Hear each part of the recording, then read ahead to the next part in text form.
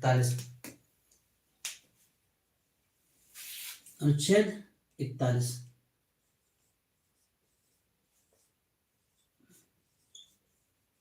अनुच्छेद आपका हमने 40 तक कंप्लीट करा दिया था, इसीलिए अनुच्छेद 41 से आपका शुरू कर रहे हैं। अनुच्छेद 41 में क्या है? कुछ दशाओं में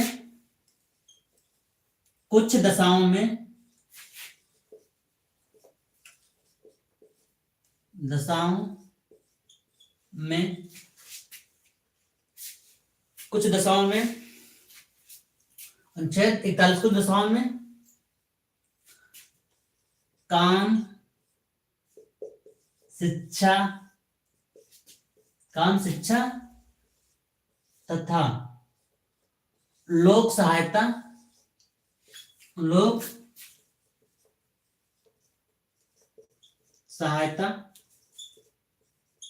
प्राप्त करने का अधिकार।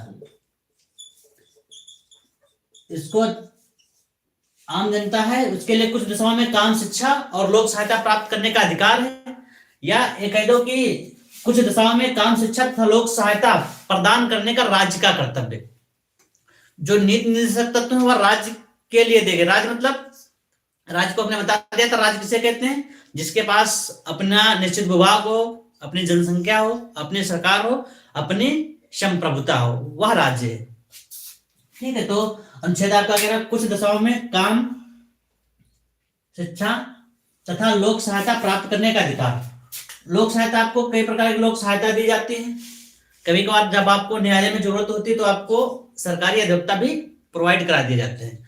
तो अनुच्छेद मतलब अनुच्छेद 41 जो है रट जाएगा एकदम से। कुछ दशाओं में काम शिक्षा तथा लोक सहायता प्राप्त करने का अधिकार, दिमाग में बस जाना चाहिए। अनुच्छेद 41 कुछ दशाओं में काम शिक्षा तथा लोक सहायता प्राप्त करने का अधिकार, अनुच्छेद 41। अब अनुच्छेद 42 देख लेते हैं।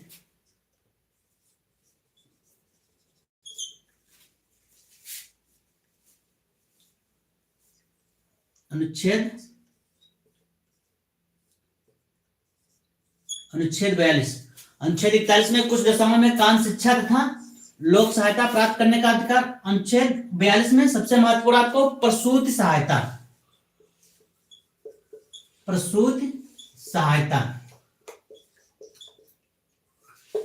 सहायता जैसे आपकी चलती है जननी सुरक्षा योजना और कई प्रकार की योजनाएं चलती हैं। प्रसूति सहायता वह माताएं जो गर्भवती होती हैं, उनके स्वास्थ्य संबंधी जितना वहन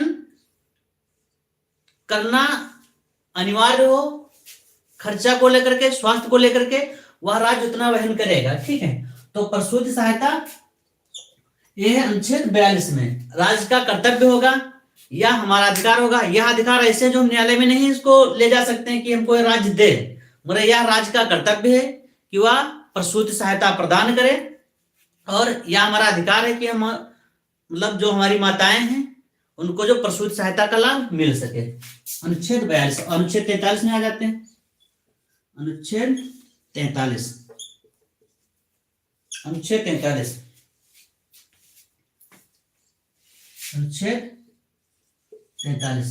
अनुच्छेद 43 में कर्मकारों के लिए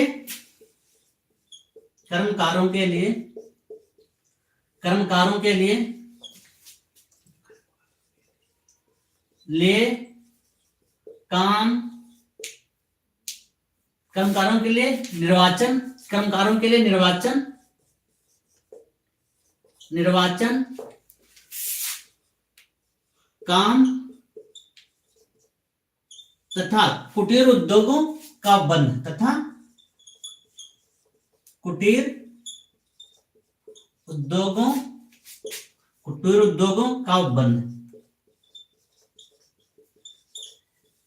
ठीक है। अनुच्छेद 43 कह रहा है कर्मकारों के लिए निर्वाचन काम मतलब उनको रोजगार तथा कुटीर उद्योगों का बंद। भारत एक जो है ग्रामीण देश है, यहाँ की जनता जो है गांव में बसती है, और जो कुटीर उद्योग हैं वो बहुत छोटे से उद्योग होते हैं। जो छोटे से उद्योग है तो स्वाभाविक है कि वो गांव में संचालित किए जाएंगे। तो अनुच्छेद आपका 43 क्या कह रहा है? कर्मकारों के लिए निर्वाचन काम तथा कुटीर उद्योगों का उपबंध, ये राज्य का कर्तव्य होगा। राज्य अपनी जनता को ये चीजें उपलब्ध कराए। अब आ जाता है अनुच्छेद 44। आ जाता है अनुच्छेद 44। अनुच्छेद 44। अनुच्छेद 44। अनुच्छेद 44 बहुत ही इंपॉर्टेंट है। अनुच्छेद 44 में दिया गया समान नागरिक सिविल संहिता। समान नागरिक सिविल संहिता अनुच्छेद 44 में समान नागरिक सिविल संहिता।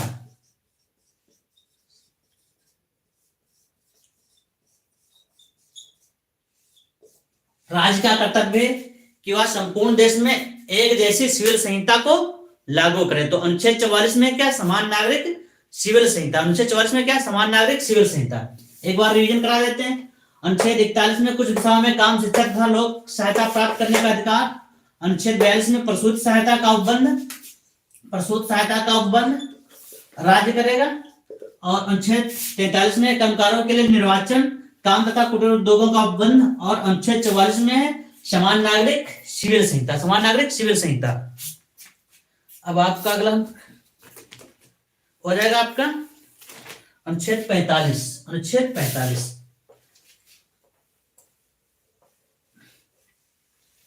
ठीक है। अनुच्छेद आपका 41 से 44 तक हो गया। इनको अच्छी तरीके से रट लो। और हाँ, आप लोग अगर लाइव क्लास ले रहे हो तो साथ में एक कॉपी और एक कलम जरूर रखिए। जो महत्वपूर्ण तथ्य है, महत्वपूर्ण बिंदु है, उनको साथ में नोट कर लो। तो उसको बाद में हम वीडियो में पब्लिश कर देते हैं, दोबारा उसको देखोगे। और उससे पहले क्या है कि आप लोग जब पढ़ते हो साथ में तो कलम और कॉपी साथ में रख लिया करो। कलम कॉपी साथ में रख लिया करो। इससे क्या होता है, आप एक तरफ सुनते हो, देखते हो और फिर अपने रजिस्टर पे लिखोगे तो याद हो जाएंगे। एक बार उसको दोबारा रिवीजन कर लोगे तो कभी नहीं भूलेंगे। ठीक।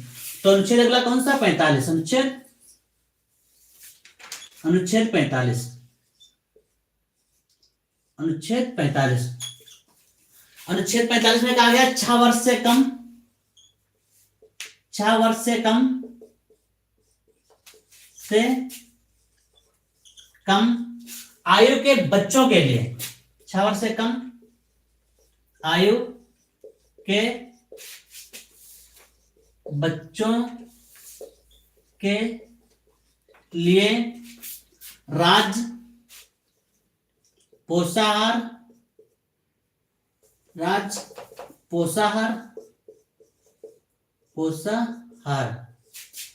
स्वास्थ्य तथा शिक्षा का उपबंध करेगा। पोषाहार, स्वास्थ्य तथा शिक्षा का उपबंध करेगा, अनुच्छेद 45 में कहा गया है कि राज्य स्वास्थ्य तथा शिक्षा, अनुच्छेद 45 में कहा गया 6 वर्ष से कम आयु के बच्चों के लिए राज्य स्वास्थ्य, पोषाहार तथा शिक्षा का उपबंध करेगा। शिक्षा का उपबंध करेगा कैसे, हमने वहां देखते हो कि जो आंगनबाड़ी केंद्र हैं, आंगनबाड़ी केंद्रों में क्या होता है, जो 6 वर्ष से कम आयु के बच्चे होते हैं उनको आंगनबाड़ी केंद्र में पढ़ाया जाता है। जो गांव में आंगनबाड़ी केंद्र है या शहर में जो आंगनबाड़ी केंद्र है, जो 6 वर्ष से कम बच्चे हैं उनको आंगनबाड़ी में पढ़ाया जाता है। वो आपके किस अनुच्छेद के तहत आएगा, वो अनुच्छेद 45 के तहत आएगा। अब चाहे जैसे घुमा के पूछ लेगा आपको कि आंगनबाड़ी में जो बच्चे पढ़ते हैं, आंगनबाड़ी जो की स्थापना जो की गई है वो किस अनुच्छेद के तहत की गई है, किस अनुच्छेद के अंतर्गत मानी जाएगी, तो आपके अनुच्छेद हो जाएगा आपका 45। ठीक है। 45 में क्या, 6 वर्ष से कम आयु के बच्चे, जब 6 वर्ष या उससे ऊपर के आयु के बच्चे होते हैं तब उनका प्रवेश क्लास 1 में या कक्षा 1 में करा दिया जाता है और वहां से वो पढ़ना शुरू कर देते हैं। तो कक्षा 1 में जब आएंगे तो उनका अलग कानून बना है जो आपका 21 ए में हमने पढ़ा दिया था। यहाँ पे क्या है, 6 वर्ष से कम आयु के बच्चों के लिए राज्य पोषाहार, स्वास्थ्य तथा शिक्षा का उपबंध करेगा। आंगनबाड़ी में सारी चीजें पोषाहार के रूप में बिस्किट, दलिया जो भी दिया जाता है देते हैं, और साथ में उनके स्वास्थ्य का भी पूरा ख्याल रखते हैं, और शिक्षा तो प्रोवाइड कराई जाती है। वहां पे एक स्लेट देंगे आराम से, फिर उसमें क ख ए बी सी डी आदि लिखना पढ़ना सिखाते हैं बच्चों के लिए।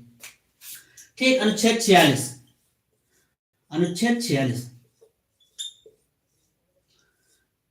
अनुच्छेद 46।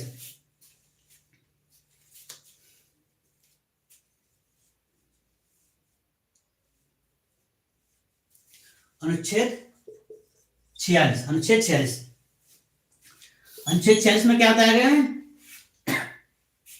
अनुसूचित जातियों अनुसूचित जातियों अनुसूचित जातियों अनुसूचित जातियों अनुसूचित जनजातियों अनुसूचित जनजातियों अनुसूचित जातियों तथा अनुसूचित जनजातियों और अन्य दुर्बल वर्गों के लिए राज्य स्वास्थ्य शिक्षा तथा अर्थ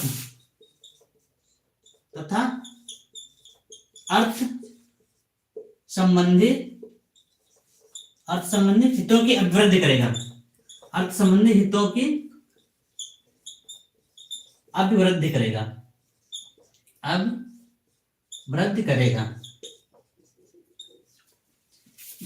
अनुच्छेद 46 में बताया गया है कि अनुसूचित जातियों, अनुसूचित जनजातियों और अन्य दुर्बल वर्गों के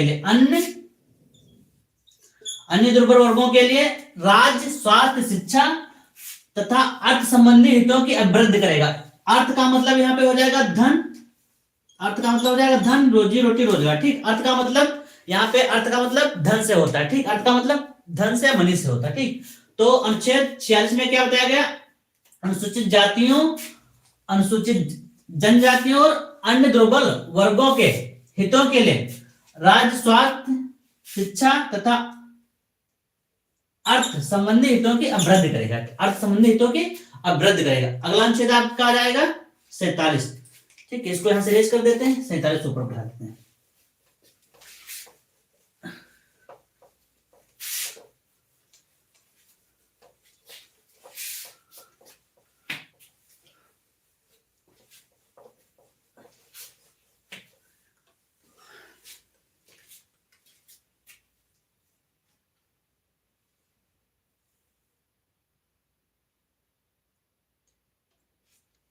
अनुच्छेद 47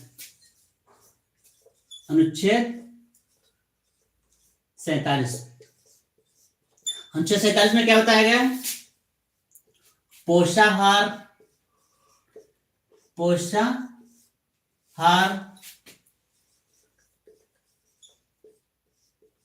लोक स्वास्थ्य। अनुच्छेद 47 में पोषाहार तथा लोक स्वास्थ्य एवं मानव के जीवन स्तर को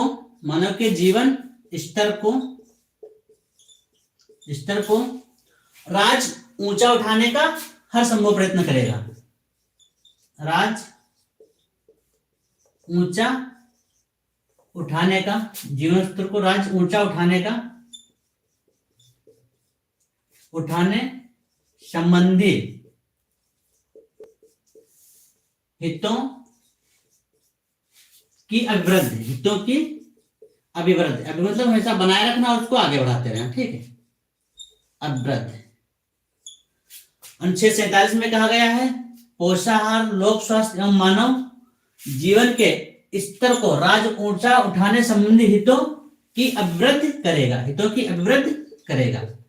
अनुच्छेद 47 में हट जाना चाहिए। राज्य का कर्तव्य क्या होगा? पोषाहार की व्यवस्था करे, लोक स्वास्थ्य की व्यवस्था करे और मानव के जीवन स्तर को उठाने की संबंधी व्यवस्था करे। अनुच्छेद आपका 47 से कह रहा है कि राज्य पोषाहार की व्यवस्था करेगा, स्वास्थ्य संबंधी व्यवस्था करेगा और मानव के जीवन स्तर को उठाने संबंधी जितने कार्य हुआ राज्य द्वारा किए जाएंगे, ये राज्य के कर्तव्य हैं। अब आ जाता है अनुच्छेद 48। अनुच्छेद 48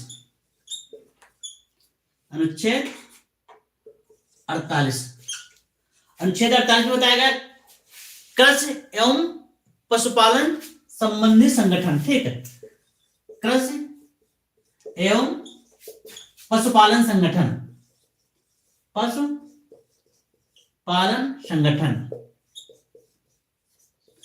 अनुच्छेद 48 में बताया गया कृषि एवं पशुपालन संगठन। राज्य जो है कृषि संबंधी जो आधुनिक योजनाएं हैं लागू करेगा, कृषि आय बढ़ाने का किसान का हर संभव प्रयास करेगा। और पशुपालन संबंधी संगठन, कई प्रकार की बीमा योजनाएं सरकार लाती है पशुपालन संबंधी, जैसे उत्तर प्रदेश सरकार लाती है आम नागरिकों के लिए पशुपालन संबंधी योजनाएं, वैसे केंद्र सरकार लाती है। तो ये क्या है, केंद्र सरकार लाती है राज्य की जनता के हितों के लिए, ठीक है। तो अनुच्छेद आपका 48 क्या कहता है, कृषि एवं पशुपालन संगठन। अब अनुच्छेद 48 का भी एक 48 इसका का 48 का अनुच्छेद 48 का अनुच्छेद 48 का साथियों ये बहुत ज्यादा पूछा जाता है। अनुच्छेद 48 का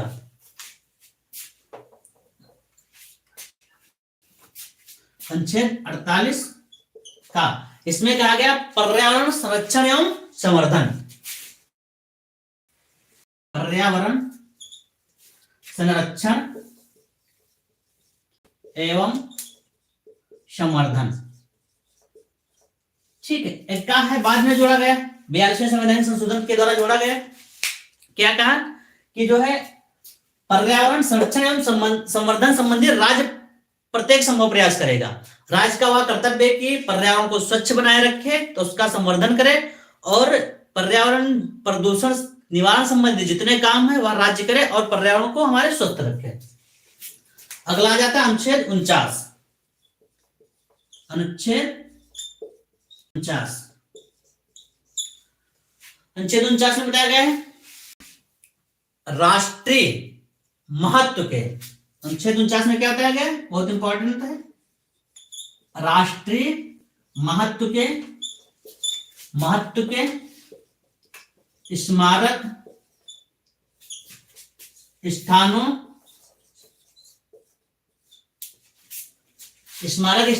एवं वस्तुओं का संरक्षण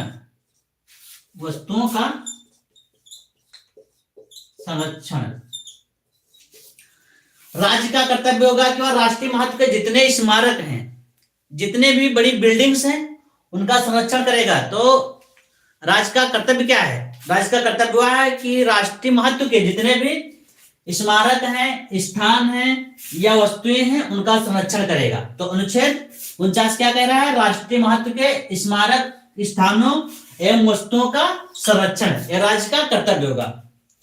अनुच्छेद 49 तक हो गए। अब इसमें अनुच्छेद 2 और बच्चे हैं, भी पूरा करा देते हैं आज, आपके नीट निर्देशक तक समाप्त हो जाएंगे।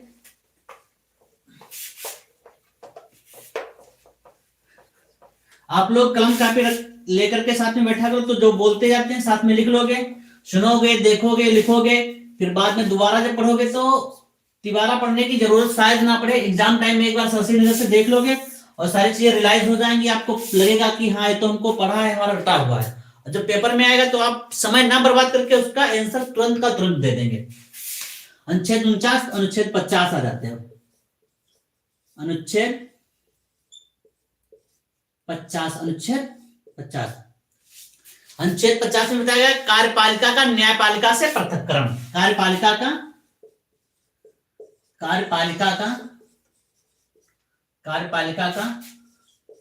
न्यायपालिका से पृथक्करण।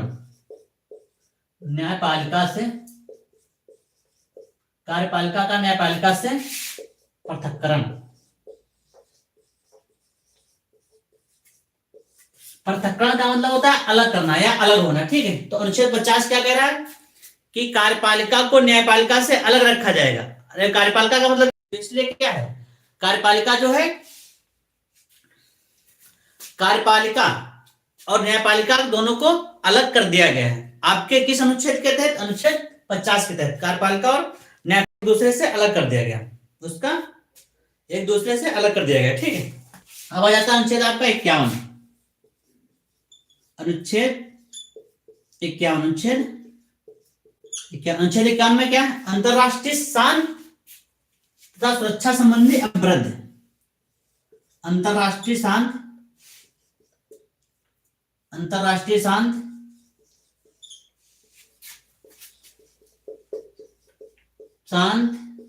तथा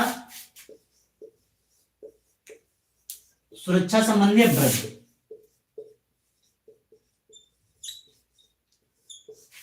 अंतरराष्ट्रीय शांति तथा सुरक्षा संबंधी अपराध। अनुच्छेद 51 आपका कह रहा है, उसने 51 में क्या कहा कि भारत जो अंतरराष्ट्रीय शांति तथा सुरक्षा संबंधी अपराध करेगा। इसीलिए जब भी निशस्त्रीकरण की बात होती है तो भारत अपना कहता है कि हाँ विश्व जो है बहुत ज्यादा हथियारों का संचय ना करे। वैसे क्या होगा, जब कभी युद्ध होगा तो पूरे विश्व की जनता एक साथ में ध्वस्त नष्ट या पूरे विश्व का विनाश हो सकता है। ठीक है, तो जो भारतीय संविधान में पूरे विश्व को ध्यान में रखते हुए दिया गया है कि अनुच्छेद 51 में अंतरराष्ट्रीय शांति तथा सुरक्षा संबंधी अभिवृद्ध करेगा। ठीक, राज्य अंतरराष्ट्रीय शांति तथा सुरक्षा संबंधी अभिवृद्ध करेगा। ठीक है साथियों, तो अनुच्छेद आपके 36 से 51 तक हो गए जो राज्य के नीति निर्देशक तत्व हैं। उम्मीद करते हैं हम कि आपको ये सारे समझ में आ गए होंगे। फिर भी अगर जो यदि नहीं समझ में आए तो आप लोग जरूर बता दीजिएगा कमेंट करके। हम जो भी सुधार करने की कोशिश संपूर्ण करेंगे, जो सुधार हो सकेगा आप लोगों के द्वारा दिए गए सुझाव का। ठीक है साथियों, तो आज इतना ही। अगर आप लोग चैनल पे कोई लोग नए हो तो सब्सक्राइब कर लीजिए ताकि जब भी लाइव क्लास चले तो आपको नोटिफिकेशन मिल जाए और आप लोग ज्वाइन हो सके। ठीक, आज की क्लास में इतना ही। जय हिंद, जय भारत।